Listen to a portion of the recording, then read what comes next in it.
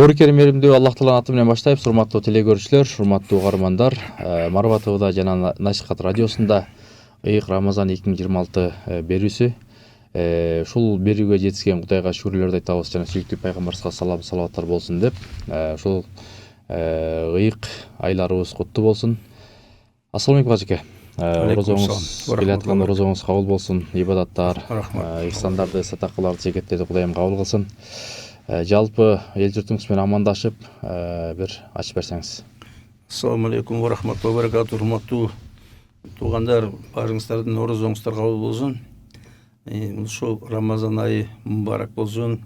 Алла Таала баардык күнөөлөрүбүздү кечирген болсун, баардык кылган жакшы амалыбыздар кабыл болгон болсун.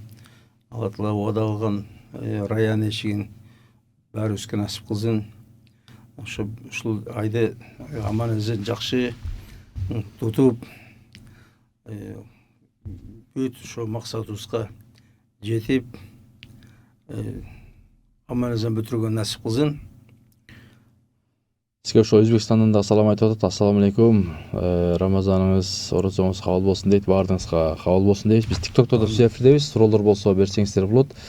Анда ажеке, Алла ыраазы болсун. Бүгүн ушул негизи эле бир туугандыктын деңгээли, ошол өзгөчө Рамазан айында ошол бир туугандыктын ортосунда мамилелер жөнүндө бир сөз кылалы деп атабыз. Анда бүгүнкү теманы бир ачып берсеңиз. Бисмиллахиррахманиррахим. Эми урматтуу туугандар, мына бир туугандык деген парз болуп эсептелет. Бир туугандык. Бир тууганга карап турушу, камын көрүшү, ал жөнүндө кабар алып турушу, сурап турушу, жардам бериши, бөлүшүшү бүт баары парз болуп эсептелет. Урматтуу туугандар, мындай жөн эле аке үкө деп коюп эле, кайра башка бирөөлөр менен достошуп эле, кечке чейин башкалар менен жүрүп эле, ошо башкалар менен ойноп, жыргап, акчасын баарын ошо башкалар менен коротуп жүргөн туура эмес. Мына ушу бир тууган деген ушу силату рахма дейт. Бул фарз, урматтуу туугандар. Бул жакындык байланыш. Бул аябай чоң нерсе, урматтуу туугандар. Бул парз. Ошо бир тууганга жакын болуу, бир туугандан кабар алып туруу, анын проблемаларын чечүү, ага жардам берип туруу, анын камын көрүү, жакын байланышта болуп туруу парз. Мынагу биз илгери жет ата деп жүргөнбүз. Жет атадан бир эле эмеси калды, жанагы жет атанын балдары бирине үйлөнбөйт деген эле. Башка эч нерсеси калбай калды. Жет ата деген жети муун бир туугандай караш керек деген сөз. Бир туугандай болуп жашаш керек. Биринин үйүнө бири кире берет, келип бирге тамагын иче берет, муктаждыгын чече берет, керек болсо кийимин кийип кете берет, машинесин минип кете берет дегендей. Урматтуу туугандар, жет атага чейин ошондой болгон. Ажеке, биякта бир эки суроолор бар, өтө көп суроолор. TikTok'то суроолор өтө көп болуп атат. Орозодо жубайлардын мамилеси кандай болуш керек дейт ажеке? Жубайлар, урматтуу туугандар, кошулганга уруксат эмес. Кошулуп, жанагындай өбүшүп, жытташкан, урматтуу туугандар, туура эмес. Оз ачылат. Болбойт, оз ачылат, урматтуу туугандар. Абайлагыла. Кошулган ошо жанагы шамдан кийин, шам намазы бүткөндөн кийин, аны уруксат. Ошо таң атканга чейин. Ооз жапкыча. Ага чейин, урматтуу туугандар, жакындабагыла, жанагындай кучакташпагыла, андай ээрий турган сөз сүйлөбөгүлө. Ошондой бул атайын, урматтуу туугандар, ушул Рамазан напсини кармай турган ай да, урматтуу туугандар. Напсини кармай үйрөтүү, шахватты тизгиндөө, калоолордун баарын базуу. Ошо курсаң ачса да жебейсиң, кааласаң да жакындабайсың. Ошо өзүңдү тарбиялоо. Ошо шахват деген балекет бар, урматтуу туугандар, напси. Өтө күчтүү азгырыкчы, адамды күнөөгө батырган ушу напси көбүн. Ошону биз тарбиялаш үчүн мына ушу Алла Таала бизге Рамазан айын берген. Ушу напсиңди тарбияла. Напсиң эле ээрчи бербе, напсиң калаган баарын жей бербе, напсиң артынан чуркаба. Карма. ошо биз ошо мусулман киши ошондой урматтуулар напсизине баш ийбей жүрүш керек. Жакшы, кийинки суроого берсем, орозодо эң чоң сооп алып келүүчү амалдар кайсылар ажыке деп. Орозодо эң чоң сооп өзү орозо тутуу өзү. Ошо жанагындай тыйылган нерседен тыйылуу, оокат, суузундук, анан жанагы шахват, жанагы өзүнүн аялына жакынуу, күнөөлөрдөн тыйылуу, ушул максат өзүнүн эң чоң сообу. Анан бул айда жанагындай жакшы амалдарды кылуу өтө көптөгөн сооптор болот да. Ошо келип ачка жүргөндөргө тамак берүү, кечкисин ооз ачтыруу, аларга садака берүү, нафака берүү, жардам көргөзүү, проблемасын чечип берүү, ошо көптөгөн жанагындай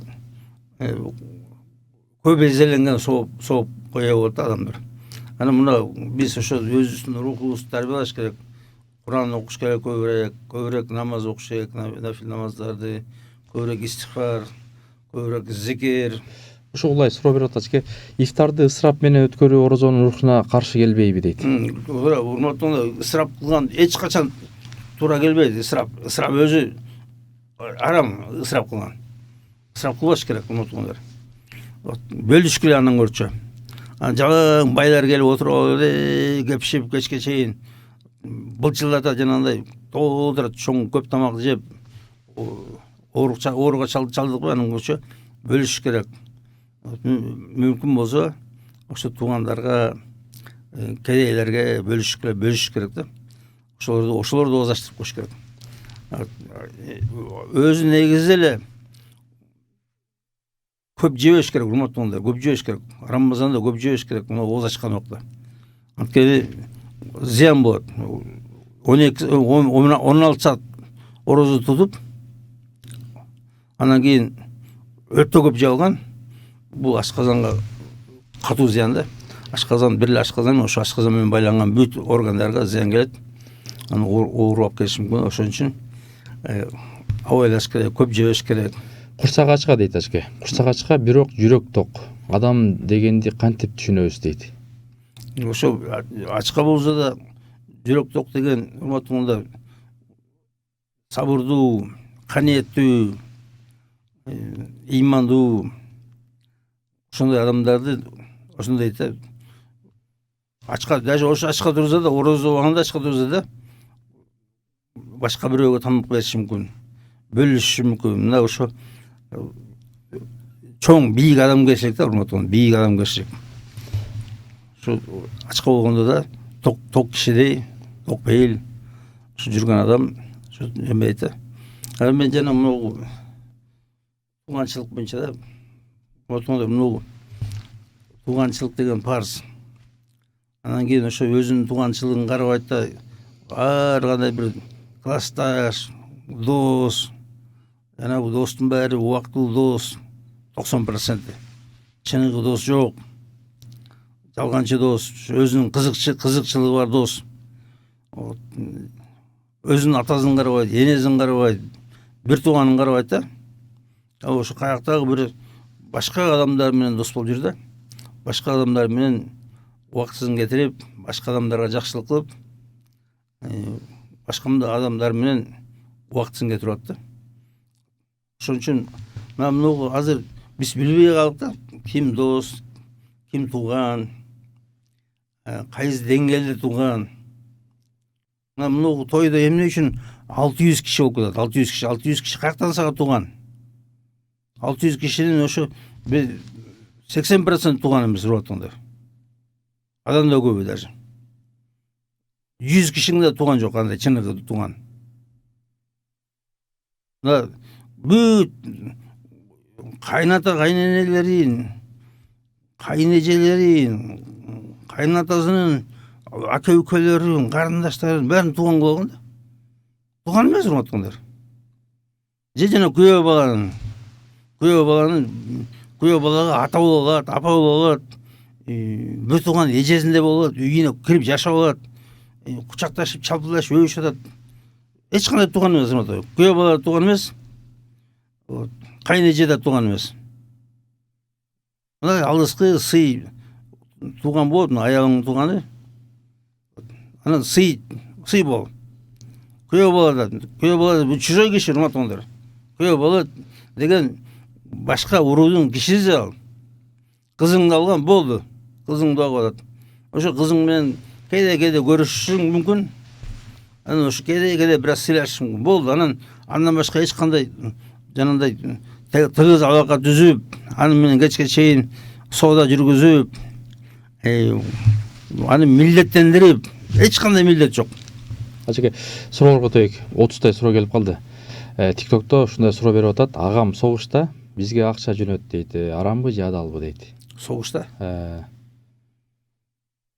Чынында урматтуулар, мына согуштарда, мындайда согуштар адал эмес согуштар болот, адал эмес согуштар. Мисалы, мына өзүнүн мекенин коргоп атканда солдаттарга бөлүп берсе, мисалы мамлекет, анда адал болот. Анан беде бар бир башка өлкөдө наемник болуп, анан башка бир байкуш эле бир өлкөнү база алып өлтүргөнгө катышуу, ал арам да, урматтуулар. Арам иш менен, арам жол менен табылып, андай нерсеге барбаш керек. Мына өзүңдүн мекенин коргозуң бир жөн. Ошол убакта мекени коргону деп берсе акча, мамлекет бөлүп берсе.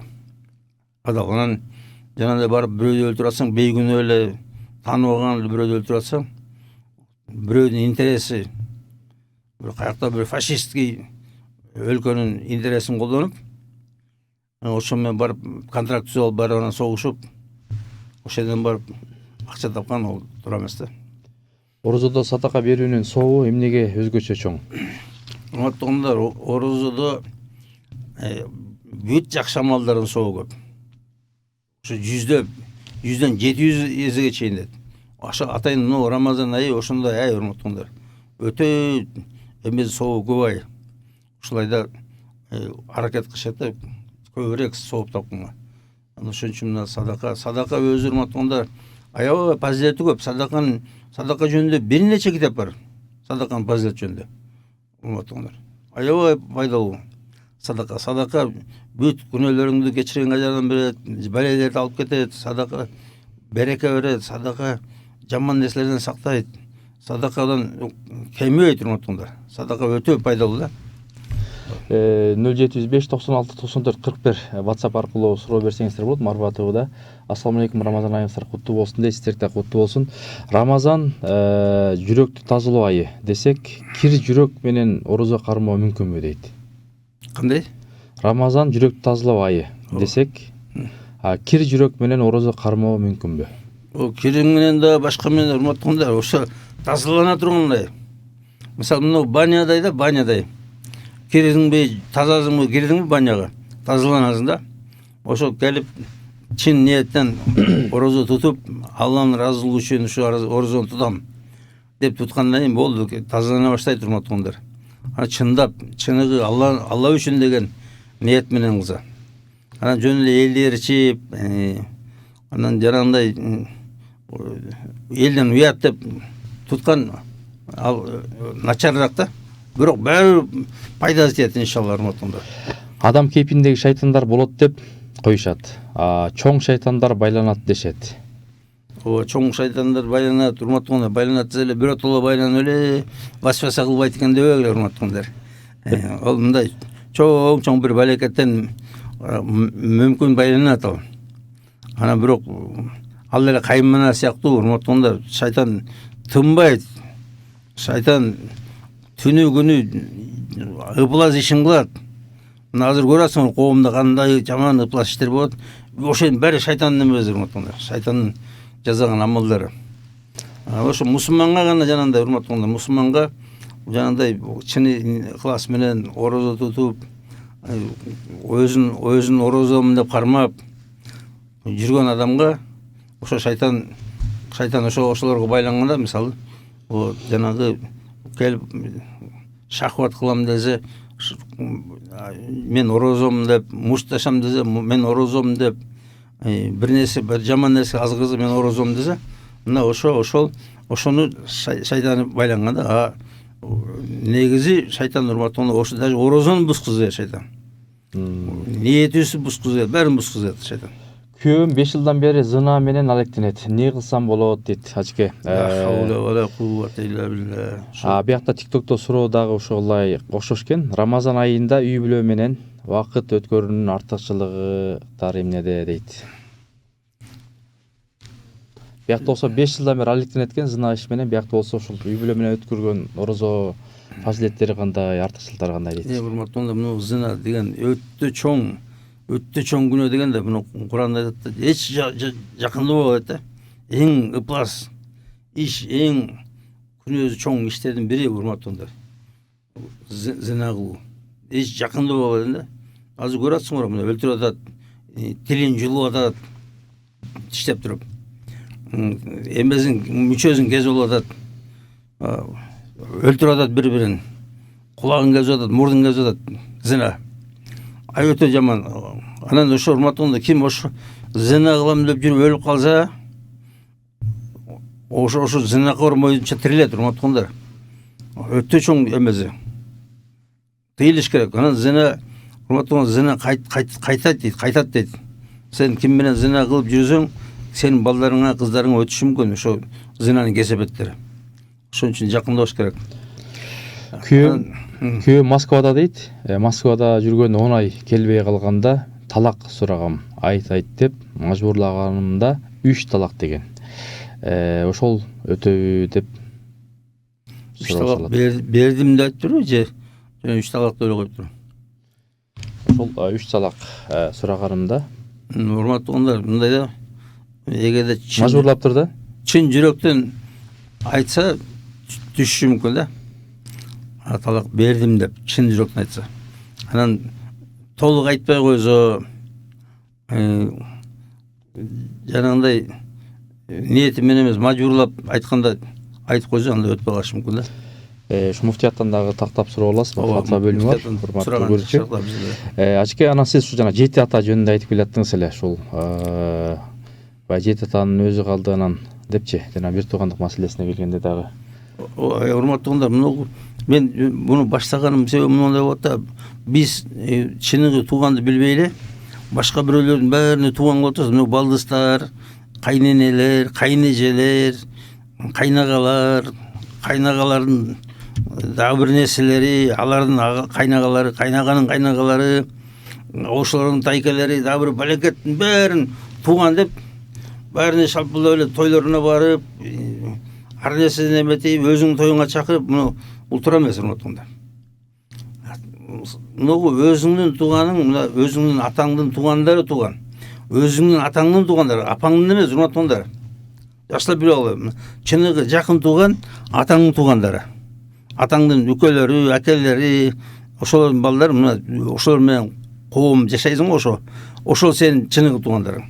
Жанагы тайлар, жээндер, алар баары чужой кишилер, алар башка уруудун кишилери. Алар тууганга кирбейт. Мындай сый тууган деп коет, сый тууган. Муну апаң туугандары, апаң урматына, мисалы тойго бир экөө келсе, алар эле чай ичип келсе, мисалы мындай урматтуулар, тойдо баарына чакырып, анан баары карыз болуп эле мындай 3000 сом, 5000 сом алып барам деп атат. Урматтуулар, мындай бул жерде жана тойго баргандарда мен аябай кыйналат да коом. Ошон үчүн түшүндүрүп атам да.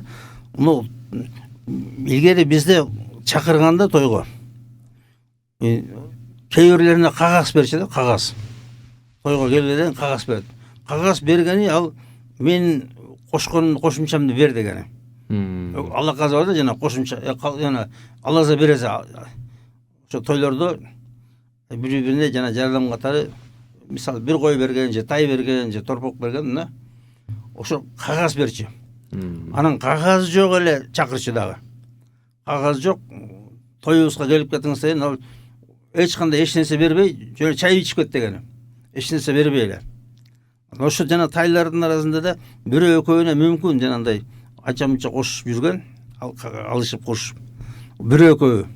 Ошо бирөө экөөнө кагаз берип чакырса болот. Анан калганы жөн эле. Анан келбей койсо капа болбош керек. ана мынау жанагы кара аштада эле, кара аштада толтура жиналып барат ғой, урматтуу тойлордо кара аштада жиналып барат. Бунун баары туура эмес. Ошо бир Жалал Абадта өзгөн Ошто жүрсө, бир автобус болуп келет да, кара аштында кереги жок. Аялдар да келет, аялдар да кереги жок, урматтуу. Мына куда жак келди, куда эгерде бир куда кайтыш болсо, эркектерден эле бир 2-3 кишиси келсе, жетиштүү ошол. Бул жаназа фарзу кифая дейт. Фарзу кифая деген ошо бир коомдон бир нече киши келсе жетиштүү. Келе жок жанагындай кырылгандай болуп келген. Эч ким тирилте албайсың өлүктү. Келбегиле. Вот жанагы бир кийин келгенде бир келип калсаңар, кийин ошо Куран окуп коесуңар болду. Жакшы. Ва алейкум ассалам дейт. Сизге салам айтып атат. Биякта суроолор өтөлү. Нечке үйдө кичинекей балдар болгондо орозо кармоо кыйын болсо эмнеге көңүл буруу керек дейт. Ким аял киши, эркек киши? Аял киши айтып атат. Аял киши, урматтуугандар, мында эмеде ибадат, урматтуу. Баланы карап отуруу да ибадат. Чынында. Бир гана негизи жанагындай окат эгерде эмгискен аял болсо, эмесине зыян келип турган болсо, өзүнүн солуна же балага, анда абайлап эмес да, анда орозону ачып, анан кийин кайрадан эметишет да, мындай казасын кылыш керек. Мындай эгер китеп окуй албаса, балдардын көп жанагы кичинекей майдалар балдардан жанагы көп балдардан жакшы ибадат кыла албаса, ошо орозо кармап турган эле ибадат болот, жакшы ибадат. Жубайлар орозо учурунда пикир келишпестиктерди кантип туура чечсе болот? Урматтуугандар, бул чынында мындай да, эки эле киши да үйдүн ичинде, эки эле киши. Ошо эки киши бирине сөзүн таппай эле, жакдырбай эле, бул такыр туура эмес, урматтуугандар. Мына чыктыңбы күйөөгө, болду. Эми Кудай Таала буйрду, Кудай Таала насип кылды, Кудай Тааланын күбөлүгү менен үйлөндүңөр. Нике деген ошо, нике урматтуугандар, Кудай Тааладан жоопкерчилик алып нике кыйдыңар. Ошол менен кыяматка чейин. Анан берден келип мушташ кылып, жаңжал кылып. Мисалы мына мен айтам да, мына аял кишинин күйөөгө чыкканы жумушка орношкондой эле. Жумушка орношуп анан күндө начальниктер менен уруша бересиңби? Күндө сага тиги деле жакпайт, бул деле жакпайт. Анда эмне келдиң жумушка? Күйөөгө мойун сунуш керек. Ошо күйөө да ушундай, начальниктей. Начальник жаман начальник болот, башка эме болот, бирок начальниктин эмесинде жанагы жумушта сен үчүн зарплата болотпайбы? То есть мындай айтканда, сен үчүн сен жашай турган шарттар болот. Өзүң макул болуп келгенсиң. Мына мисалы бир жумушка орноштуң. Анан келип алып кемчилик издеп эле, начальниктин кемчилигин издеп, ошо жердеги начальниктин орун базарынын кемчиликтерин издеп, бухгалтер менен урушуп, инженер менен урушуп, прораб менен урушуп жүрсөң, эмне болот? Кууп жиберет жумуштан. Дал ошондой, күйөө да ошондой. Күйөө жаманбы, жакшыбы, болду. Күйөө сага ичинде, үйүнүн ичинде шарттары барбы, анча-мынча? Окат ашы, кийим кечеси, элдикиндей. Болду. Чыдап жашаганың, аны кучактап деле кереги жок. Сен деле кучактап эле койсуң. Акыры сени кетип аткан жок. Жөндөн тийиш аткан жокпу? Анда жөнү жашай бер. Анан келип эле мени өппөй койду, ой мени кучактабай койду, анан мени эркелетпей койду деле жүрө бересиңерби? Үй бүлө деген урматтуугандар, бул чоң процесс бул. Бул жанагы жашоо үчүн күрөш дейт. Ошол жерде жакшынакай жашап кетейли. Ошо жакшынакай тынч жашайлы, балдарыбызды биргелешип тарбиялайлы, чоңойтойлу, үйлөйлү, жайлайлы, анан кийин алар бизди баксын. Мына ошондой максатта жашаш керек. Анан келип эле улам мага кийим алып бер, мага кымбат сапожка алып бер, мага айфон алып бер, анан бален, анан түгөн деп талаш жүргөн такыр болбойт да. Мики деген көрүүчү суроо узатып атат TikTokто биздин көрөрман. Бүгүн жуунса болобу ачке дейт. Жуунсабы? Урматтуугандар, болот жуунсаңар. Мына жемин шамдан кийин бол жууну бергиле. Эртеңге чейин жууну бергиле. Эгерде гусул важип болуп калса орозону тута алып деле барып жуунуп алат. Бирок акырындап да жанагындай суу денеге кирип кетпегендей. Кандай күнөө ошого жараша жооп болот, тооба кылыш керекпи дейт. Кантип тооба кылабыз дейт. Ар бир күнөөгө тооба кылыш керек, урматтуулар. Эстеген күнөө эмеңерге тооба кылгыла. Тооба деген кейип туруп, урматтуулар, бир күнөөгө кейип туруп, аябай катуу кейип, бекер кылдым деп, жанагындай бекер кылып турмун, ушу бекер жаман иш кылып турмун деп, аябай өзүңдү жемелеп, аябай кейип, ошону таштап, анан кийин экинчи кайтпаш керек, ошо кайтпаган болуш керек. Ошону тооба дейт да. Мисалы мына азыр бир аябай белгилүү эме ырчы кече мактанып жол эме чечип койгондон мактанып атты. Урматтуулар, бул тооба эмес, бул урматтуулар. Келип бир нече жыл жол укчан жүрүп анан таштап койгон. Бул өтө чоң күнөө. Муртат дейт. Муртат деген динден кайтып кетүү. Бул деген динди жаман экен деп чыгып кетүү да. Муртат деген урматтуулар, бул капырдыкынан да жаман дозокту азабы. Анысы деле күнөөкөр, анысы деле күнөөсү тоодон ашкан, анан дагы келип мактанып атты, мен жол чечтим деп. Кудайдан уялыш керек, Кудайдан коркуш керек мындай иште. Бизге абсыным тараптан сыйкырчылык менен жамандык жасайт. Эмне кылсам болот? Ал адамдын өзүнө кайтабы? Не болуп жасайт? Сыйкырчылык кылат дейт, абсырым дейт да. Сыйкырчылык, өзүнө сыйкырчын өлтүрүш керек, өзүнө шариатта. Ошо келип бүт элдерге жайылтыш керек, мына сыйкыр кылат деп. Кубалаш керек, келтирбеш керек. Ушу жанагындай бул аябай жаман өнөр да, бул сыйкырчылык капырлык, урматтуулар. Сыйкырчылык кылуу капырлык. Жанагындай тескери дуа кылып, адамдарды оорута турган башка кылса капырлык, димени ажырып кетет ошондой адамдар. Лилия деген биз көрүүчү TikTok'то өзбек ачкебес кичине карый түшүптүр дейт. Сизге ден соолук тилеп атат. Алла разы болсун.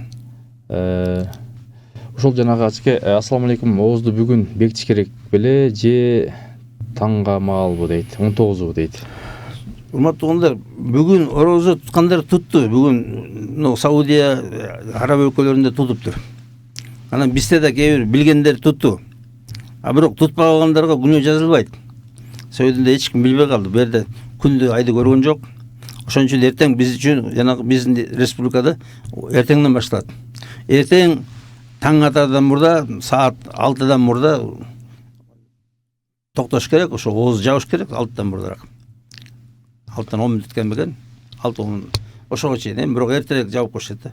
Ошолдон баштап күн баткыча орозого киребиз, урматтуулар.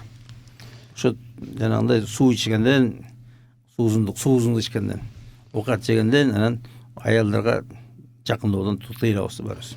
Күйөөнүн колдоосу жана сый урматы аялга кандай дем берет? Ачка айтып коюңузчу дейт. Урматтуулар, мындай да чынында үйлөнгөн эркектердин 90% жактырып үйлөнөт. Анан ошо жашагысы келет. Анан бир гана ошо күйөөгө жагыныш керек да. Дайыма жанагындай эмне үчүн силерге үйлөндүң? Анткени жаккан бир нерсеңер. Ошондой калыпты жоготпой жүрүш керек да. Ошо жана мурда кылыгыңар үчүн үйлөнгөнбүз, сулууңар үчүн сулууланып жүргүлө. Кылыгыңар болсо кылыгыңарды таштоо жүргүлө. Анан жанагындай кобра болуп кетпегиле, ажыдар болуп кетпегиле, жакшынакай тил алып, шайыр мүнөз, ошо күйөөдү сыйлап, урматтап, анан сый да көрөсүңөр, урмат да көрөсүңөр. Албетте урматтуулар, күйөөдүн мисалы сени мактап койгону, кучактап койгону, сен жакшы сөз айтканы бүт баары дем берет, урматтуулар. Сүйүүсү, белек бергени, жылмайып караганы, дагы сүйүктүү көзү менен караганы бүт баары дем да. Эң сонунда жакшы нерсе бул, чоң мотивация. Анан бирок кечке чейин жабыштырып эле, кечке чейин эле эркелетсин деп эле деген болбойт да. Өзү эркелеткенде абайлап эркелетишет да. Өтө эркелеп жүрүп. Ушул кишини көрсөм эле эч эле жакшы сөздү айтпайт. вечно недовольный аял кишиге дейт. Жок, мен өтө довольныйм да болом. Мен жанагы азыр мына коомдо жанагындай болуп баратты. Өтө жана недовольный аялдар көп атат. Бәрі ажырашып алган. Мен ажыраштырдым ошолорду. Бәрі ажырашып алган. Мен ошолор жаман көрөм. Эмне ажырашып аласыңар? Сен каяктан силерге биз идеальный күйөө таап беребиз? Жок идеальный күйөө. Мына орточо күйөө болду, ошого чыдап жаша. Мисалы мен машина сыяктуу да, сен машина буйруган машина да. Мисалы сага бир машина буйрду. Ошо машинени эми эмне кылыш керек? Эми ошо машинени анандай чаңын сүртүп, ичин тазалап, жакшынакай улам оңдоп турган болсо оңдотуп, краскалап, ошону айдап жүрөсүң, болду. Сага ар кимге джип картан. Джип жок. Жана жөнөкөй машина, кимге жөнөкөй машина, кимге джип буйруду. Ошого чыдап жашай беришет. Ачка суроолор өтө көп. Биз квартирада турабыз. Күйөөмдүн карындаш,ы иниси бар, үйлөрү бар, акча сурай беришет. Күйөөм бекитип берет дейт. Бул кандай, туурабы же туура эмеспи? Бекитпей деле берген болот керек болсо. Урматтуугундар, мындайда күйөө эркектин үстүндө көп нерсенин акызы бар. Эркекте биринчи Кудайдын акызы бар. Кудайдын жообунда акчасын корочук. Экинчи мекенинин акызы бар. Мекенге кетириш керек. Акчасын кетиреби, мекенде жашап аткан жерде жол салабы, башка кылабы. Тууганын акызы бар, туугандардын. Ата-энесинин акызы бар. Бир туугандардын акызы бар. Бир туугандар ошо бир туугандар жанагы эркек кишиге келип, сурап, алып бир нерселерин. Ошо укугу бар. Анан силер ойлойсуңар, мен аялымын бүт укугунун баары меники деп. Андай эмес, урматтуугундар. Ассаламу алейкум. Жубайлар жөнүндө айттыңыз. Мен сиздин айтканыңызга кошулбайм. Апасынын төркүндөрү, тагалары бир тууган эмес дедиңиз. Сиздин апаңыз барбы? Туура эмес, сүйлөсөм кечирим сураңыз. Кечириңиз. Урматтуугундар, менин деле тайкелерим бар да. Тайкелерим бар, тайжелерим бар. Анан мен алар менен бир туугандарымдай жакын эмесмин. Мына бир туугандарым мына дайыма бирибиз. Дайыма анткени бир жерде жашайбыз да. Аке өкөлөр баары биз ошо бир айылдын кишилерибиз. Тайжелер алыс, бирөө таластын тиги башында, бирөө бул башында, бирөө ар жакта алыс да. Анан алар өзүнүн иши менен жүрүп. Мен даже билбейм канча баласы туулуп атат, канча кыз туулуп атат, канчасын үйлөп атат, кимиси менен кимиси жүрүп атат. Билбейм, чоң тайкалар менен тайжелерди тааныйм. Андан кийинки поколениеден тааныбайм деле. Алардын деле менен иши жок. Бирок мен мына өзүмдүн туугандарымдыкын баарын билем. Анткени катнашып атабыз, тыгыз катнашабыз, жакынбыз да. Анан эмнеси турамыз экен? Тайларың деле жүдөйт да. Улам мен сен өзүң жалалап атабыз тайкаң.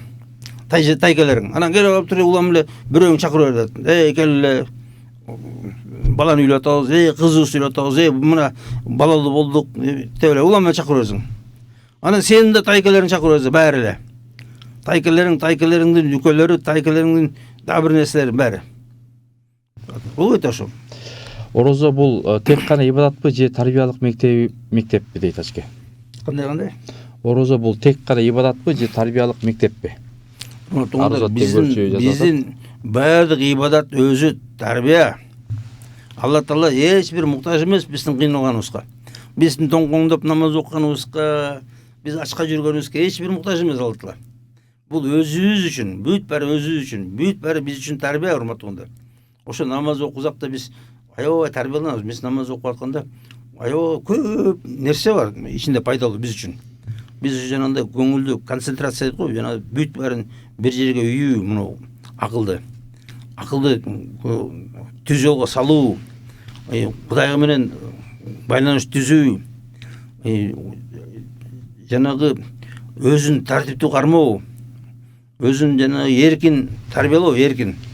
Мисалы сен түн жарымында уйкуң келип атканда турасың, аябай ушундай таттуу уйкуңду бузасың. туруп алып намаз окуп ибадат кыласың. Бир чакырым 2 чакырым мечитке барасың. Ошентип өзүңдү тарбиялайсың. Намаз окуганда көп нерсе тарбиялайсың. Өзүңдү тартипке дайыма бул өмүр бою атпайт. Өмүр бою ошо бир иштерди аткарып атасың да, стабилдүү. Мында ошого тарбиялоо, өзүңдү Кудай менен болгонго тарбиялоо, өзүңдү ошо Кудайдын байланышында болууга тарбиялоо. Ошо унутуп калбоо. Ажеке, Алла разы болсун. Убактыбыз соңуна келип калды. Көп суроолор калып кетти. TikTok'то буюрса мына шам убактыбыздагы кирип баратат. Ошого мынакей бүгүнкү темабыз эми жыйынтыктап бериңиз. Буякта көп суроолор келди. Тайке алысыраак, Тайке жээн эл болбойт дейт. Кыргызда дейт, Эрлан деген көрүүчү. Ажекени жакшы көрөбүз дейт. Көп суроолор, сунуштар, пикирлер келди. Бере албай калдык. Биз азыр Ажеке эфирден соң ушул суроолорду берип коебуз. Буюрса балким кийинки суроолорду эфирлерде жооп берет деген үмүттөбүз.